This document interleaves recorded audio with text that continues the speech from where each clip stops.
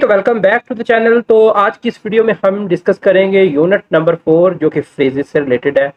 Phrase की definition, phrase की types और फ्रेज पेपर में कैसे आएगी, ये सारी की सारी बातें इंशाल्लाह हम आज की इस वीडियो में डिस्कस करेंगे। तो सबसे पहले देखते हैं कि फ्रेज चीज़ क्या है। Phrase is a group of words that function as a unit in a sentence but it does not have a subject और अ प्रेडिकेट। अब प्रेडिकेट क्या होता है जी? वर्ब वाला हिस्सा जिसमें वर्ब होता है ना, उसको प्रेडिकेट बोलते हैं। ठीक है।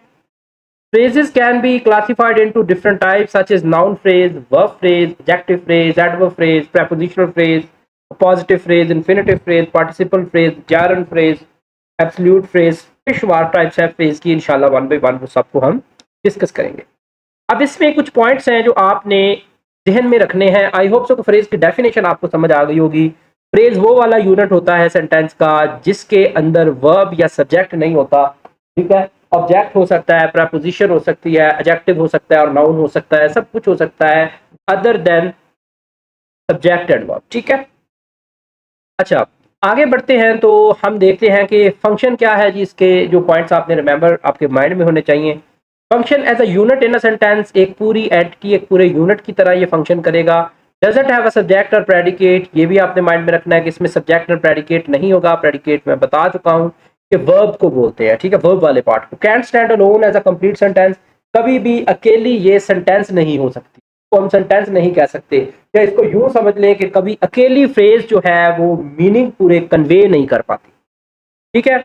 अब a phrase therefore is a group of words which has no finite verbs। finite verbs यानी कि मेन वर्ब या एक्शन वर्ब इसके अंदर बिल्कुल नहीं होगा, जिसको नो प्रेडिकेट हमने ऊपर बोला है। A phrase is a small group of words that form a meaningful unit with the help of clause। Clause की मदद से ये एक मीनिंगफुल यूनिट, एक मीनिंगफुल एंटिटी जो है वो उसको क्रिएट करती है। टाइप्स ऑफ फ्रेज, सबसे पहले हमारे पास होती है noun phrase. These are the phrases contains a noun, name, place, a thing and at least one modifier associated to the noun। एक नाम हो और नाम के साथ कोई एक आध एडजेक्टिव हो तो हम उसको नाउन फ्रेज कहते हैं। मोस्ट प्रोबेबली इस it answer the question what के क्वेश्चन को आंसर करेगी ये फ्रेज, या फिर आपके पास ये आंसर करेगी whom को। ये दो क्वेश्चन को जब आपकी फ्रेज आंसर कर रही हो तो वो नाउन फ्रेज होती है। वर्ब के पर्सपेक्टिव से ये याद रखिएगा। The entire phrase will function as a group which seems like a noun. आपको ऐसा लगेगा जैसे वो किसी नाम की तरह फंक्शन कर रही है। समझाने के लिए एक छोटी सी एग्जांपल पहले मैं अपनी कोड करूंगा, फिर इन एग्जांपल को पढ़ेंगे। फॉर एग्जांपल, अगर मैं यहाँ पर एक स्टेटमेंट यहाँ पे लिखता हूँ, मैं लिखता हूँ students are reading a book. ठीक है। अब आगे मैं लिखता हूं अ ग्रुप ऑफ स्टूडेंट्स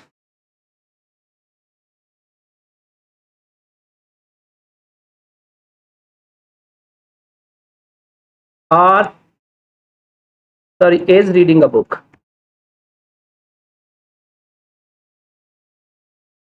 अब देखें हमारे पास एक तो हो गया स्टूडेंट्स, जो कि आपको पता है नाउन है प्लूरल फॉर्म में, students are reading a book. ठीक है। आगे मैंने इसी बात को दोबारा से लिखा अ ग्रुप ऑफ स्टूडेंट्स। स्टूडेंट्स का एक ग्रुप जो है वो रीडिंग कर रहा है। अब यहाँ पे अ ग्रुप ऑफ स्टूडेंट्स, अब ये कॉम्बिनेशन ऑफ डिफरेंट वर्ड बन गया जिसमें एक आर्टिकल है, एक ग्रुप एडजेक्टिव कह सकते हैं आप। ठीक है। या फिर आ ग्रुप को आप कह सकते हैं कि पूरा वो कंप्लीट एक फ्रेज का हिस्सा है ये रीडिंग अ बुक। ठीक है। तो यहाँ पर इसको हम बोलेंगे नाउन। ठीक है। और इसको हम बोलेंगे नाउन फ्रेज। ठीक है। क्योंकि ये भी सेम फंक्शन कर रही है। ठीक है। हुम या हु को आंसर कर रही है। यहाँ पे who are reading book students, यहाँ पे who are reading book a group of student. ठीक है। तो ये सेम टू सेम आपके पास who is reading book a group of student. तो यहाँ पे ये आई होप सो कि आपको बात समझ आई होगी। ठीक है। अब आगे इस बुक को अगर हमने फ्रेज में चेंज करना है तो इसके लिए हम क्या करेंगे, सिंपल हम लगा लेंगे students are reading a book. Students a group of student is reading and reading a mysterious book. ठीक है। इसको मिस्टीरियस यहाँ पे ऐड कर लेंगे तो ये पूरी एक फ्रेज बन जाएगी और इस फ्रेज को भी हम नाउन ही बोलेंगे। ठीक है, नाउन फ्रेज। अब आगे बढ़ते हैं, इसकी एग्जांपल देखते हैं। The very hot sun was shining, what are is shining, a very hot sun. ठीक है। सब्जेक्ट के तौर पर फंक्शन कर रही है। She is been playing the red piano, she is playing but the red piano. अब देखें यहाँ पे सन के साथ हॉट लग गया, एडजेक्टिव मॉडिफायर के तौर पर आ गया। तो ये फ्रेज बन गई। वैसे द सन वाज शाइनिंग भी होता तो नो इशू था, लेकिन वेरी हॉट सन लिख दिया हमने तो वो मॉडिफायर ऐड हो गया। यहाँ पे पियानो लिख देते तो काफी था, लेकिन रेड पियानो लिखा हमने तो ये फ्रेज बन गई। द न्यू रेस्टोरेंट, यहाँ पे रेस्टोरेंट के साथ हमने न्यू लिख दिया।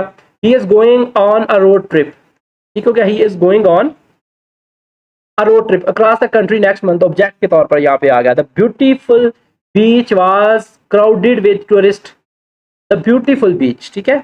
आई am reading a fascinating book, a fascinating book, जैसे ऊपर मैंने उसको मिस्टीरियस बुक बोला था। आई होप सो कि ये नाउन फ्रेज आपको यहाँ पर समझ आ गई कि ये नाउन की तरह फंक्शन करेगी, व्हाट को आंसर कर रही होगी। फिर आ जाए वर्ब फ्रेज। वर्ब फ्रेज इंतहाई इजी है, हेल्पिंग वर्ब प्लस वर्ब के कॉम्बिनेशन को, ऑक्सिलरी वर्ब या हेल्पिंग वर्ब के कॉम्बिनेशन को हम बोलते हैं वर्ब फ्रेज। जैसे कि she is writing, he will be attending, has been studying, are going to travel, are going ही यहाँ पे होगा, टू ट्रैवल नहीं होगा, ठीक है, आर गोइंग तक, is preparing, has finished the project. तो ये सारी की सारी वर्ब फ्रेज है, यानी वर्ब के साथ एक हेल्पिंग वर्ब जब होता है तो उसको हम वर्ब फ्रेज बोल देते हैं। अच्छा, फ्रेजल वर्ब भी होते हैं लेकिन उनके साथ कोई ना कोई प्रेपोजिशन लगी होती है आगे पीछे। अच्छा, ये यहां तक हो गया। अब इसके बाद हमारे पास है prepositional phrase. Prepositional phrase simply अगर हम इसको डिफाइन करते हैं तो प्रेपोजिशनल फ्रेज बच्चे वो वाली फ्रेज होती है जो प्रेपोजिशन से स्टार्ट हो रही हो, बस इतना आपने याद रखना है, ठीक है। तो of any phrase that consists of a preposition or start with the preposition is called prepositional phrase, ठीक है। such a phrase also at times consists of other modifiers describing the object. Preposition phrase is further divided into adjective phrase and adverb phrase. अब adjective और adverb phrase भी जो होती है mostly prepositional phrases ही होती है, ये याद रखिएगा, लेकिन उनका फंक्शन जो होता है वो डिफरेंट होता है। एडजेक्टिव जो है वो नाउन को मॉडिफाई कर रही होती है और एडवर्ब वर्ब को मॉडिफाई कर रही होती है, या एडजेक्टिव को या एडवर्ब को मॉडिफाई कर रही है। एग्जाम्पल देखें, the flowers are blooming in the beautiful garden. The flowers are blooming where, in the beautiful garden, ठीक है। तो ये आपके पास the flowers are blooming in the beautiful, ये एडजेक्टिव लिखा हुआ है, आंसर विच नहीं, ये गलत हुआ है। ये असल में विच को आंसर नहीं कर रही, वेयर को आंसर कर रही है, अगर आप गौर से इसको पढ़े। Flowers are blooming where in the beautiful garden, ठीक है। तो ये वेयर को आंसर कर रही है एक तो, और दूसरे नंबर पे फिर ये अगर वेयर को आंसर कर रही है तो आपको पता है वेयर को आंसर करता है एडवर्ब, ठीक है, एडजेक्टिव आंसर नहीं करता, ठीक है। तो इसलिए इसको हम एडवर्ब क्लॉज बोलेंगे, एडजेक्टिव क्लॉज नहीं बोलेंगे, ठीक हो गया। ये हो गया। उसके बाद आगे आए, she walked under the bright sun, ये तो obviously she walked where under the bright sun, ये भी वेयर को आंसर कर रहा है तो एडवर्ब फ्रेज ही होगी, ठीक है। अब देखिए ये दोनों ही प्रेपोजिशनल फ्रेजेस थी क्योंकि ये प्रेपोजिशन से स्टार्ट हो रही थी। फर्दर फंक्शन इनको एडजेक्टिव और एडवर्ब में चेंज कर देता है, ठीक है। She handle the fragile vase with great care, how, with great care, how को जब आंसर करा आपको पता है एडवर्ब फ्रेज होगी।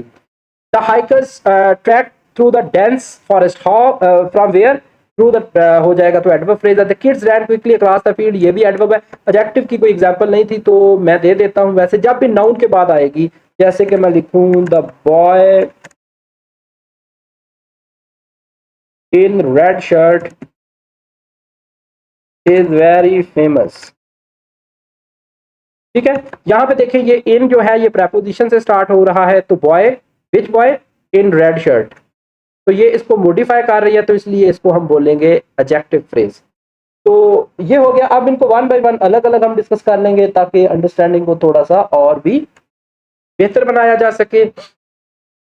एडजेक्टिव फ्रेज क्या होती है? Adjective phrase when prepositional phrase, याद रखिएगा एडजेक्टिव फ्रेज प्रेपोजिशनल फ्रेज होती है पहले, फिर वो कुछ और होती है। Adjective phrase when prepositional phrase function as an adjective, जब भी प्रेपोजिशनल फ्रेज एडजेक्टिव की तरह फंक्शन करती है तो उसको हम बोलते हैं एडजेक्टिव फ्रेज, ठीक है। प्रेपोजिशनल फ्रेज एडजेक्टिव की तरह फंक्शन करेगी, एडजेक्टिव फ्रेज करेगी, तो मैंने बोला ये नाउन के फौरन बाद प्रेपोजिशन यूज करती है, ठीक है। तो इट्स कॉल्ड एडजेक्टिव फ्रेज। और ये दो क्वेश्चन को आंसर करेगी, ये लिख लीजिएगा, विच को आंसर कर रही होगी या बेटा व्हाट काइंड को आंसर करती है ये, ठीक है। तो the book with interesting story was a best seller, which book is best seller? With interesting stories. इसको आइडेंटिफाई करने का आसान तरीका है, ये हमेशा नाउन के फौरन बाद प्रेपोजिशन आ रही होती है। The room with colourful artwork, which room? With colourful artwork, ठीक है। तो यहां से यहां तक ये आपके पास हो जाएगी। The flowers in many colours, the flowers के फौरन बाद, आप देखें इन को लेके बच्चे वेयर का कर लेते हैं कि कहां, इन, ठीक है। ऐसा नहीं है, ये नाउन के फौरन बाद आ रहा है, which flowers in many colours, ठीक है। तो ये यहां से यहां तक। The view from the top, view from where? Which view from the top, ठीक है। यहाँ पे फ्रॉम आया तो ये एडवर्ब नहीं हो जाएगा, ये नाउन के फौरन बाद आती है, ठीक है, एडजेक्टिव फ्रेज जो होती है। अच्छा, the restaurant near the park, ठीक है। अब ये नियर देखें, अगर आप इस पे गौर करें तो ये एडवर्ब को इंडिकेट कर रहा है, लेकिन ये नाउन के फौरन बाद आ रहा है, तो याद रखें कि ये हमारे पास एडजेक्टिव फ्रेज होगी, और ये विच को या व्हाट काइंड को आंसर कर रहा है। The student with the perfect score, what kind of student, वो स्टूडेंट जो अच्छे स्कोर करता है, तो ये देखें यहां तक। The painting above the sofa is priceless, the painting where above the sofa, लेकिन यहाँ पे द पेंटिंग जो है वो एज अ नाउन यूज हुआ है, which painting above the sofa is priceless, कौन सी पेंटिंग जो सोफे से ऊपर है, ठीक है। गैरन फ्रेज, अच्छा इसके फौरन बाद पहले एडवर्ब फ्रेज को देखते हैं, ये मेरा ख्याल ऊपर है, हाँ यहाँ पर है एडवर्ब फ्रेज, इसके बाद देखते हैं फिर जैरन की तरफ आएंगे। When prepositional phrase function as an adverb it called adverb phrase. अब ये किन किन क्वेश्चन को आंसर कर सकती है, ये आपको व्हेन को आंसर करेगी, वेयर को आंसर करेगी, हाउ को आंसर करेगी, वाई को भी आंसर कर सकती है, एटसेट्रा, हाउ मच को भी आंसर कर सकती है, हाउ ऑफन को भी आंसर कर सकती है, यानी जितनी एडवर्ब्स फंक्शन कर सकता है सारे कर सकती है। द कंसर्ट विल स्टार्ट, अब देखिए ये कंसर्ट के फौरन बाद प्रेपोजिशन यहां पे नहीं आई, ठीक है। अगर होता the concert at 8 PM sharp was very good, ठीक हो गया, तो ये आपके पास फिर एडजेक्टिव फ्रेज हो जाती, लेकिन ये वर्ब के फौरन बाद है। The concert will start, when the concert will start at 8 sharp PM, तो ये आपके पास हो जाएगा adverb phrase. The tourist got lost in the woods, got lost where, अब देखिए ये इन फौरन बाद टूरिस्ट के बाद नहीं आया। अगर मैं सेंटेंस को लिखूं the tourist in the woods during the night was very brave person, तो फिर ये आपके पास एडजेक्टिव फ्रेज हो जाएगी, लेकिन अब यहां पे ये वर्ब को मॉडिफाई कर रही है, the tourist got lost where in the woods during the night, ठीक है, तो एडवर्ब ऑफ टाइम आपके पास आ जाएगा ये। फिर आगे एडवर्ब ऑफ टाइम की एक और एग्जांपल है, द फ्लावर्स ब्लूम, अब देखिए वहां पे फ्लावर्स इन द गार्डन था, फ्लावर्स के फौरन बाद इन आया था, लेकिन यहाँ पे फ्लावर्स के बाद वर्ब आया हुआ है, the flowers bloom where in the spring season, तो sorry when in the spring season, when को इंडिकेट कर रहा है, टाइम को इंडिकेट कर रहा है, तो ये भी आगे मैनर है, the baby laugh with great enthusiasm always, the baby laugh how with great manner हो गया।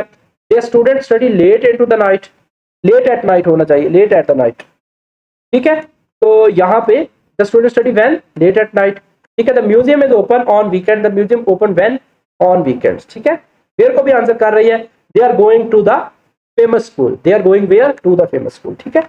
तो ये सारी की सारी प्रेपोजिशन से स्टार्ट होगी, एडजेक्टिव फ्रेज व्हाट या व्हाट काइंड को आंसर करेगी, और एडवर्ब फ्रेज जो है आपके पास वेयर, व्हेन, हाउ, व्हाई, इन सबको आंसर करेगी, ठीक है। आगे चले जाएं, आपके पास अब यहां से पीछे से आ जाए जरा, थर्ड टाइप हो गई है प्रेपोजिशन फ्रेज, फोर्थ भी हो गई है, फिफ्थ टाइप देखते हैं जैरन फ्रेज।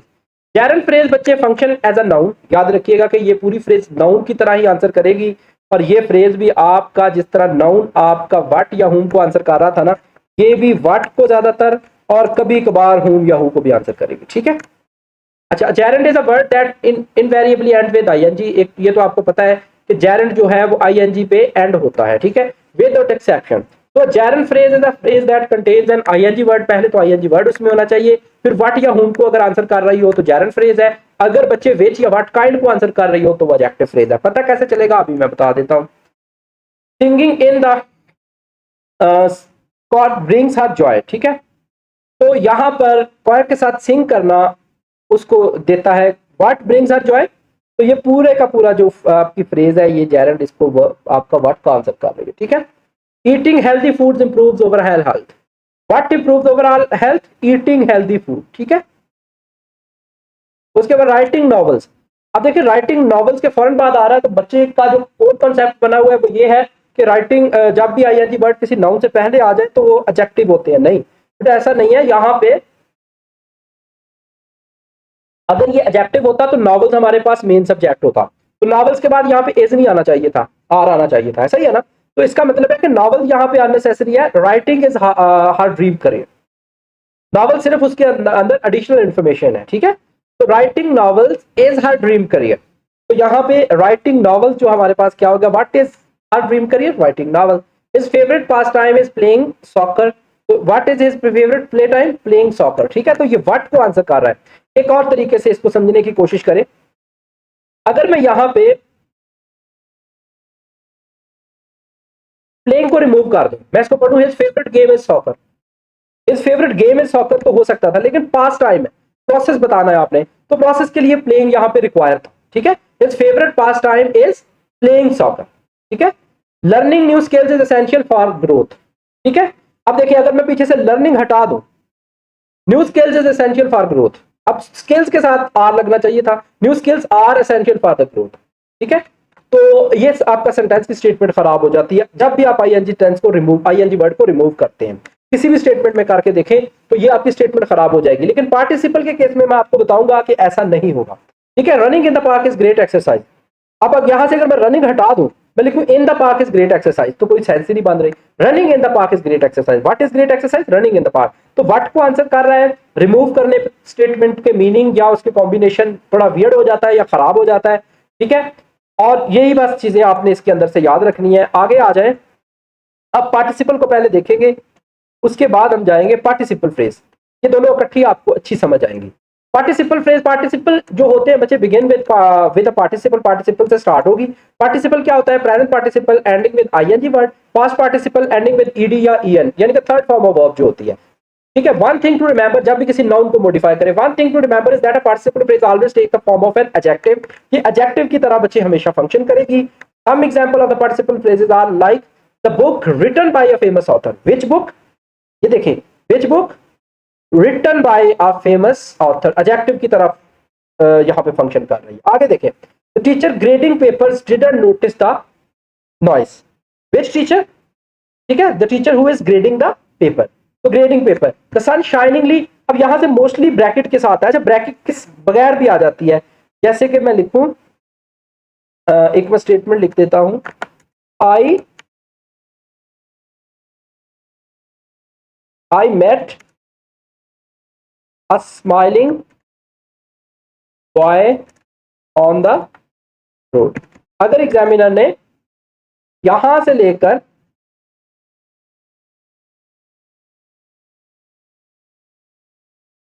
यहां तक अंडरलाइन किया हो तो ये एडजेक्टिव फ्रेज है। आपको कैसे पता चलेगा, आप यहां से स्माइलिंग को रिमूव करके देखें, I met a boy on the road, कोई फर्क नहीं पड़ा, अब यहां पे कोई भी एडजेक्टिव लगा दे, I met a beautiful boy on the road, I met an intelligent boy on the road, कोई भी एडजेक्टिव पुट करेंगे तो वो अपनी स्पेस यहां पे छोड़ देगा, ठीक है। द हाउस वाज और सेवरली डैमेज्ड, अच्छा थर्ड फॉर्म के बाद जब भी आईएनजी आए तो उसको वैसे ही प्रेजेंट पार्टिसिपल बोलते हैं, ठीक है। तो डैमेज्ड बाय द फ्लड, आपको पता है कि ये आपके पास पार्टिसिपल बच जाएगा। पार्टिसिपल एडजेक्टिव के तौर पे फंक्शन करेगा, जिस दो क्वेश्चन को एडजेक्टिव आंसर करता था उसी को आंसर करेगा ये, ठीक है। व्हाट काइंड, और दूसरा था विच, ठीक है। नेक्स्ट आ जाए हमारे पास, देखते हैं ऊपर कौन सी टाइप है जो है हमारे पास। अच्छा इन्फिनेटिव फ्रेज, इन्फिनेटिव फ्रेज का सिस्टम बड़ा क्लियर है जी, ये two plus first form of verb से स्टार्ट होगी, ठीक है। ये एज अ नाउन भी आ सकती है, एज एन एडवर्ब भी आ सकती है, एज एन एडजेक्टिव भी आ सकती है, ठीक है। ये डेफिनेशन आपने देख लेनी है, एज अ नाउन आ सकती है, एडजेक्टिव आ सकती है, एडवर्ब आ सकती है, मैंने आपको बता दिया। For example Alex likes to read comics, अब यहाँ पे व्हाट को आंसर कर रही है, Alex likes what to read comics, ठीक है। तो ये नाउन के तौर पे फंक्शन कर रही है, टू के प्लस फर्स्ट बाद first form of verb, to के बाद फर्स्ट फॉर्म ऑफ वर्ब, याद रखिएगा अगर टू के बाद यहाँ पे नाउन आ जाए, ठीक है, तो फिर ये आपके पास जो होगी ये एडवर्ब फ्रेज बन जाएगी। जैसे कि I like to go to school, to के बाद गो आएगा तो स्कूल हो जाएगा, लेकिन जैसे कि मैं लिखूं she goes to school, to के फौरन बाद स्कूल आ गया तो यहाँ पे she goes where to school, तो ये आपका कॉम्बिनेशन जो होगा ये एडवर्ब फ्रेज का हो जाएगा। तो attend the morning lecture, I set my alarm 6 AM, noun form के तौर पे काम कर रही है। फिर टू अटेंड, फिर to keep his dogs calm, Alex turned on the radio, function as an adverb, ठीक है। तो why Alex turned on the radio या when Alex turned on the radio to keep his dogs relaxed, ठीक है। Why का भी answer कर रहा है ये। I want to travel the world, I want what to travel the world, ठीक है, noun. She loves to paint landscape, she loves what to paint, ठीक है। To learn a new language is challenging, what is challenging, to learn a new language, ठीक है। तो to के बाद first form of verb, उसके साथ कोई और कॉम्बिनेशन थोड़ा सा स्टेटमेंट का हो तो उसको हम बोलते हैं प्रेजेंट इन्फिनिटिव्स। उसके बाद जी वर्ब भी हो गई, प्रेपोजिशनल भी हो गई हमारे पास, एडजेक्टिव फ्रेज भी हो गई, गैरेंट फ्रेज भी हो गई, तो फिर हमारे पास बची है जी a positive phrase. A positive phrase बच्चे and a positive phrase is a noun or a noun phrase that sits next to another noun to rename it or describe. ये रीडिस्क्राइब करेगी किसी चीज को या रीनेम करेगी, यानी डबल नाउन यूज होगा. It essentially adds bonus information about a person. ये एक्स्ट्रा इंफॉर्मेशन या बोनस इंफॉर्मेशन देगी किसी बंदे के बारे में, जगह के बारे में, या without using a verb. Verb शायद इसमें यूज नहीं होगा, शायद नहीं बल्कि वर्ब इसमें बिल्कुल नहीं यूज होगा क्योंकि ये फ्रेज है. ठीक है, तो फ्रेज में आपको पता है वर्ब जो है वो यूज नहीं होता. तो my best friend a talented violinist. ठीक है, वायलिन बजाता है जो उसका दोस्त, वो उसकी बात कर, परफॉर्म द गाना. अब दो इन्फॉर्मेशन दी हुई है, इनमें से माई बेस्ट फ्रेंड ही कारण है, इसको निकाल दें तो ये स्टेटमेंट पूरी हो जाएगी. ये एक्स्ट्रा इन्फॉर्मेशन है. ठीक है, the Golden Gate Bridge an iconic landmark in San Francisco. ठीक है, तो यहाँ पे इसको चाहे रिमूव कर दें या उसको रिमूव कर दें तो ये दोनों एक दूसरे के पॉजिटिव है. ठीक है, ये दोनों एक दूसरे की जगह पर फिट बैठ रहे हैं. डेडिकेटेड एथलीट सारा. ठीक है, अगर डेडिकेटेड एथलीट रिमूव कर दे तो सारा, ये देखिए एडजेक्टिव की तरह ही फंक्शन कर रहा है लेकिन ये एक्स्ट्रा इन्फॉर्मेशन है कॉमा के साथ. ठीक है, the company CEO a visionary leader in tech. ठीक है, जैसे कि मेरा आप नाम ले, अब बोले sir Sajjad comma an English teacher. ठीक है, उसके बाद कोई भी स्टेटमेंट लगा दें, is very good teacher, thank you. अच्छा, ठीक है, that book a classic mystery novel. ठीक है, तो ये डबल इन्फॉर्मेशन है किसी के बारे में. इसमें बड़ा एक फेमस एक्सप्रेशन यूज होता है, माई वाइफ माई लाइफ.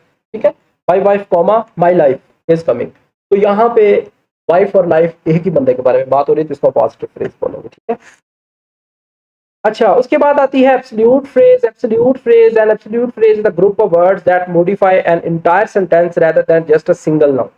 किसी सिंगल नाउन की इंफॉर्मेशन ऐड करने की बजाय ये पूरे के पूरे सेंटेंस को ही मॉडिफाई करेगी. ठीक हो गया. It provide extra detail background information and context about the situation. Think of it as a sentence miniature. ठीक है, it usually has a noun as and a modifier like participle but it lacks a finite verb. finite verb तो इस phrase में हो ही नहीं सकता. Structure क्या होगा, noun plus participle plus optional modifier. जी, ऑप्शनल मॉडिफायर आपका वो वाली फ्रेज होगी. एग्जांपल देखें, इसको थोड़ा सा आपने समझना है. It is almost always separated from the rest of the sentence. For example, his heart racing, the runner cross the finish line. ठीक है, अब हिज हार्ट रेटिंग अगर आप देखें तो why his heart was rating, the runner cross, जब runner ने finishing line cross की तो उसका हार्ट जो है रेस कर रहा था, हार्ट बीट तेज थी. ठीक है, अब ये थोड़ा सा समझिए इसको. हार्ट पार्टिसिपल, हार्ट के साथ पार्टिसिपल लगाया, racing. What it does, describe the runners physical state during the action. उसकी फिजिकल स्टेट को पूरी की पूरी को इसने, जो आपकी एब्सोल्यूट फ्रेज इसने बताया. The storm having passed we decided to go outside. ठीक है, तो ये देखें एडवर्ब की तरह आंसर कर रही है ये. When we decided to go outside, the storm having, and जब तूफान हो गया. अब कल फंक्शन क्या कर रही है ये देख लीजिएगा, पढ़ लीजिएगा. Hands trembling, she open the mysterious novel. ठीक है, कांपते हाथों के साथ उसने वो खोला. How to identify absolute phrase, आसान सा काम है. A quick trick to identify one is to try adding was और वाज. ऐड करने से मुराद है यहाँ पर कि वाज को, वर्क को हम ऐड करेंगे और सेंटेंस को आइडेंटिफाई कर लेंगे. His eyes closed. ठीक हो गया, हिज आइज वाज क्लोज्ड. अब ऊपर जरा इसको थोड़ा सा समझने के लिए देखते हैं. मैं पहले सेंटेंस में, her heart racing, her heart was racing. ठीक हो गया, तो the storm having past, the storm was having past, the storm had passed. ठीक है, वाज पास्ट, हैविंग कट करके वाज लगा देंगे. Hands were trembling. ठीक है, तो यहाँ पे वर्ब फिट हो जाएगा तो आपको पता चल जाएगा कि ये एब्सोल्यूट फ्रेज है आपकी. तो इंशाल्लाह नेक्स्ट वीडियो के अंदर हम ये एमसीक्यूज वगैरह सारे इससे रिलेटेड डिस्कस करेंगे.